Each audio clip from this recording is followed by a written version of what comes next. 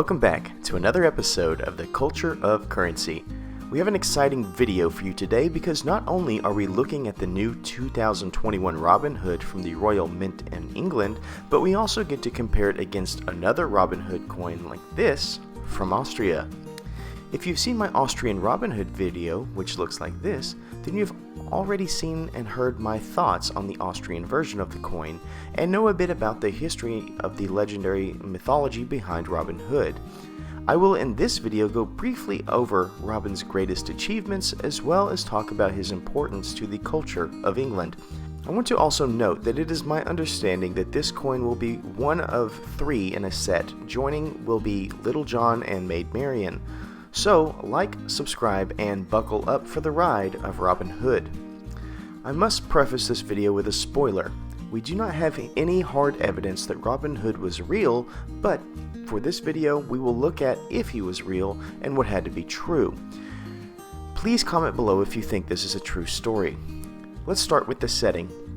To find the time in which Robin Hood would have been walking the streets, we must roll back the clocks a little bit. As many legends of old, literature is where our knowledge of this subject was maintained, and first writings known to this point are from the ballad known as the Rhymes of Robin Hood, which are thought to be published around 1370 AD. A discrepancy we have with these dates is that we often cast Robin as a supporter of King Richard the Lionheart, as Robin made his lasting impact during the Third Crusade when Richard was in the Holy Land.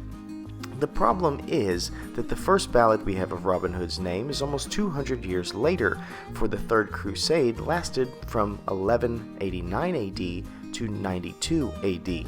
Some tales have Robin as a noble and some have him as a yeoman, which is kind of like a middle level of servant. Either way, the idea is that during King Richard's absence, Richard's brother John ruled over the land and caused much hardship through taxation and other brutalities. This often happened during war in this time.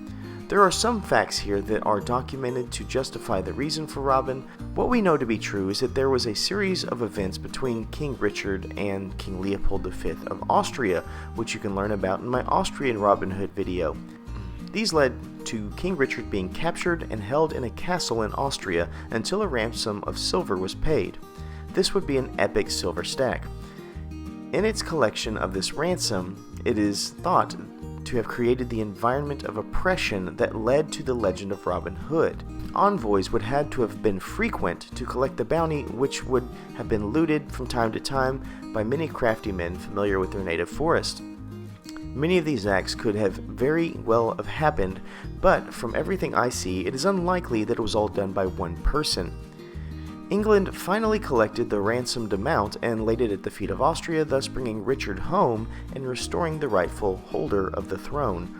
Austria used this bounty to build a couple of cities and to start the process of stamping out their own silver coinage as they founded the Austrian Mint.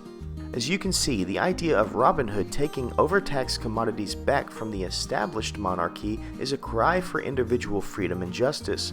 Liberty and freedom were unknown to the world as a whole at this time because we had the aristocracy and really no middle class, and then we had the peasants. But as this time, many humans strive to be free to work their own land and be their own boss, much as they do today. The legend of Robin Hood gave many the hope that they could escape one day the oppression and wait out the tyrant John until Richard returned.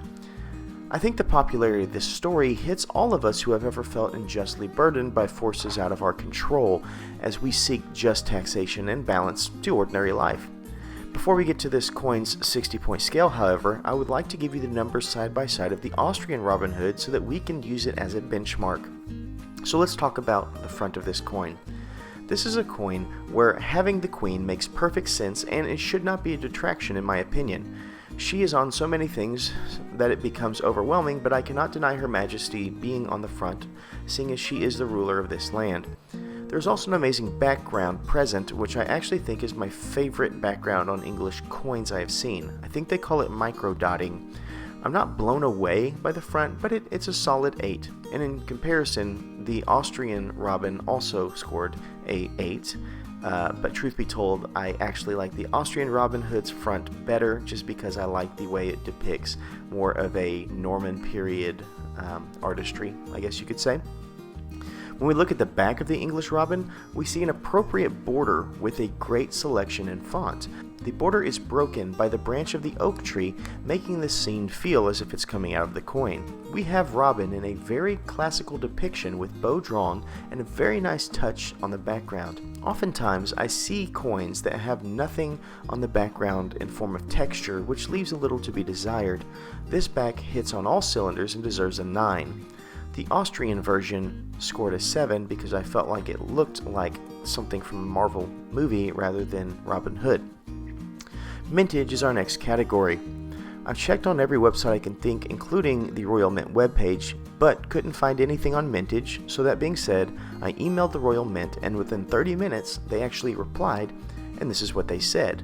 Note, I will try my best English accent to make sure that the inflection of the text is correct. Here it goes. Thank you for your email. As bullion products are mass-produced, they will not be accompanied with a certificate or box, and there is no minimum coin mintage figure. We produce in line with customer demand. Kind regards, the Royal Mint. Alright, this means we have no score currently, so we'll put in the obligatory 5, and in a year or two, when they stop making these, we'll try to secure a firm number and reassess. Now we get to cultural significance. I cannot help but think that this is most likely a mythical story, but it does carry weight for the people of England and honestly for many people throughout the world. The story of Robin Hood plays on the human condition in ways that we can all relate to and is of course absolutely English.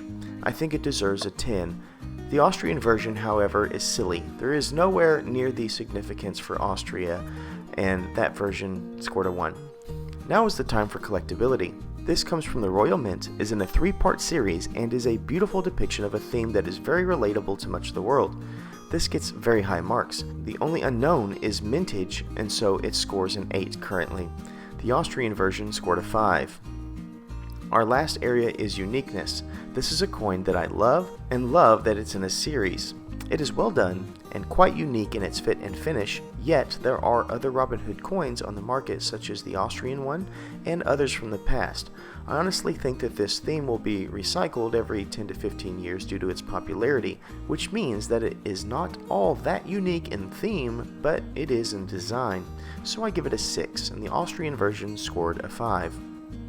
This brings our total for the English Robin Hood to a 46 versus the Austrian Robin Hood, which scored a 28. I think this coin is right for almost any collection and hope that you find one for your silver stack. Thank you for watching, and please remember to stay classy and current with the culture of currency.